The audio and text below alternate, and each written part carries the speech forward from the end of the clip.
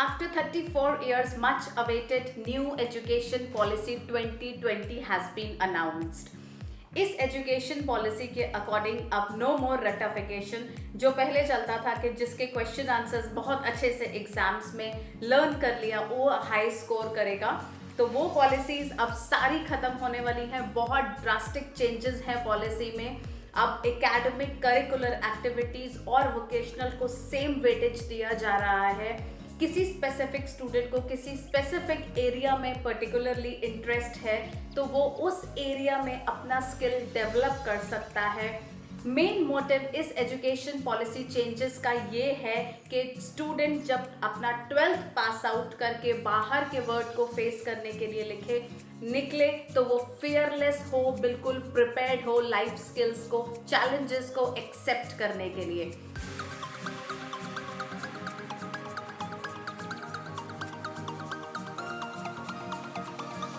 Hello all, you are watching Elevate Knowledge and आज हम बात करेंगे न्यू एजुकेशन पॉलिसी 2020 की। तो देखते हैं क्या है मेजर चेंजेस इस एजुकेशन पॉलिसी में। अब तक की बात करें तो पूरा एजुकेशन स्कूल सिस्टम जो चलता था वो 10+2 में चलता है। अब जो मेजर चेंजेस हो रहे हैं उसमें 5+3+3+4 चलेगा, जिसमें फर्स्ट 5 इयर्स फाउंडेशन स्टेज माना गया है। ये first 5 years that means pre primary, nursery, KG, prep first 3 years and primary के first 2 years class first and second include किया गया है। ये फाउंडेशन स्टेज में करिकुलम एनसीईआरटी प्रिपेयर करेगा और इसका मेन कॉन्सेप्ट रहेगा कि इसकी एकेडमिक्स यानी कि स्टडीज जो होंगी वो एक्टिविटी बेस्ड रहेंगी एंड गेम बेस्ड होंगी, यानी कि नो हैवी बैग सिस्टम रहेगा और प्ले वे मेथड से बच्चों की स्टडीज कराई जाएंगी। So lucky are the parents and students जिनका एडमिशन अब से होना है। सेकेंड स्टेज की अगर हम बात करें तो सेकेंड स्टेज हमारी है नेक्स्ट 3 इयर्स, 3rd, 4th और 5th क्लास, जिनको फ्यूचर के लिए प्रिपेयर किया जाएगा। और इन क्लासेस में जो सब्जेक्ट्स होंगे जिसमें साइंस, मैथ्स, ह्यूमैनिटीज, आर्ट्स जैसे सब्जेक्ट्स भी इंट्रोड्यूस किए जाएंगे। इसके बाद हमारा आता है stage 6th to 8th onwards और इनको मिडिल स्टेज कहलाया जाएगा।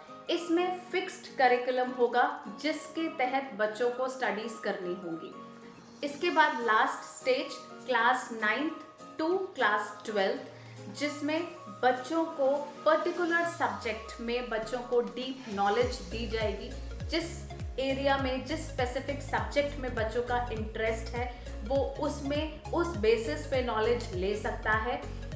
And most interesting part is कि अब से स्ट्रीम सिस्टम जो हमारा स्ट्रिक्टली स्ट्रीम में डिवाइड था अभी तक का एजुकेशन सिस्टम, वो चेंज कर दिया जाएगा। अब से हमारे ये systems physics, chemistry, bio, arts, commerce इस सब तक फिक्स्ड नहीं रहेंगे।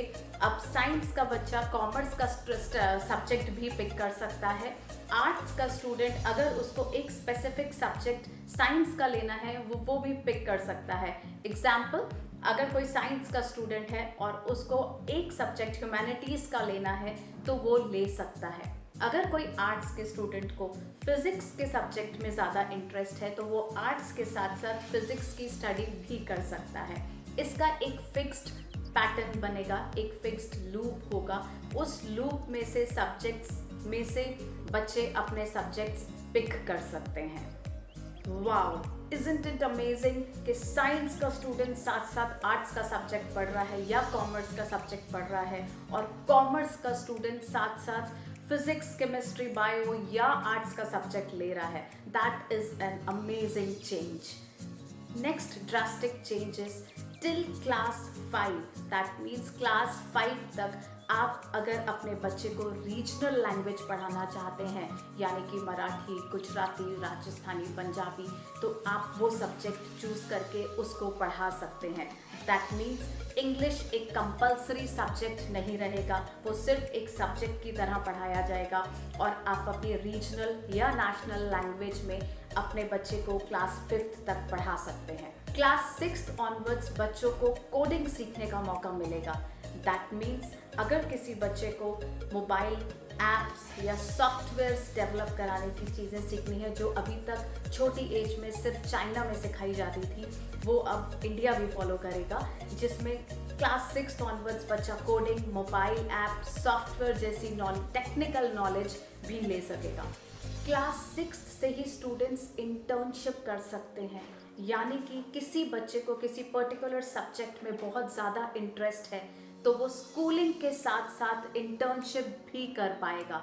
एग्जाम्पल, अगर स्कूलिंग के साथ साथ किसी बच्चे को स्केचिंग, ड्राइंग या पेंटिंग में इंटरेस्ट है तो वो साथ साथ एक आर्टिस्ट के पास जाके इंटर्नशिप कर सकता है, या किसी सॉफ्टवेयर कंपनी में किसी सॉफ्टवेयर स्किल को डेवलप करना चाहता है तो वो स्कूलिंग के साथ कर सकता है। Classes 9th to 12th semester based रहेगा, यानी कि एक साल में 2 सेमेस्टर्स होंगे।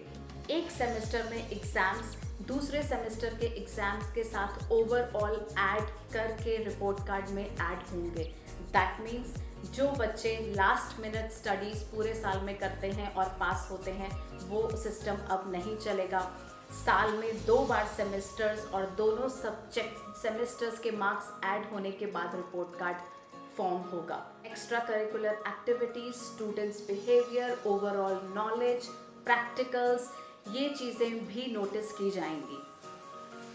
Next is boards. बोर्ड्स में नॉलेज बेस्ड स्टूडेंट्स को एनकरेज किया जाएगा, यानी कि अब वो सिस्टम नहीं रहेगा कि जो बच्चे जितना रट के गए वो हाई स्कोर करेंगे। जिनके पास ज़्यादा नॉलेज है वो अच्छा स्कोर कर पाएंगे। डिस्क्रिप्टिव के साथ ऑब्जेक्टिव क्वेश्चंस भी बोर्ड में इंक्लूड होंगे। एंड अब ऑल बोर्ड स्टूडेंट्स को कंपलसरी सिर्फ इंग्लिश में एग्जाम नहीं देना होगा। दैट मीन्स कि अपनी प्रेफर्ड लैंग्वेज में भी स्टूडेंट बोर्ड का एग्जाम दे पाएगा। अगर कोई पर्टिकुलर स्टूडेंट इंग्लिश में कंफर्टेबल नहीं है तो वो दूसरी लैंग्वेज यानी कि हिंदी या किसी और लैंग्वेज में भी एग्जाम दे पाएगा।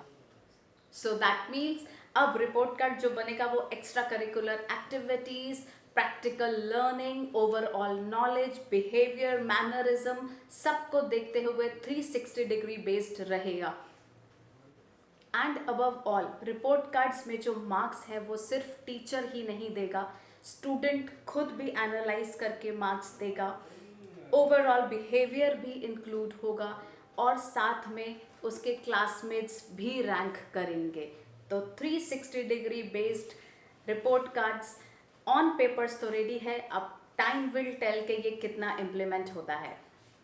ये तो था स्कूल के बारे में। अब जो चेंजेस आए हैं कॉलेज स्टूडेंट्स के लिए वो कुछ इस तरह। मोस्टली व्हाट हैपन्स, किसी का 78%, 80%, 85% या 90% आता है और कट ऑफ की वजह से उसे अपने चॉइस के कॉलेज में एडमिशन नहीं मिल पाता।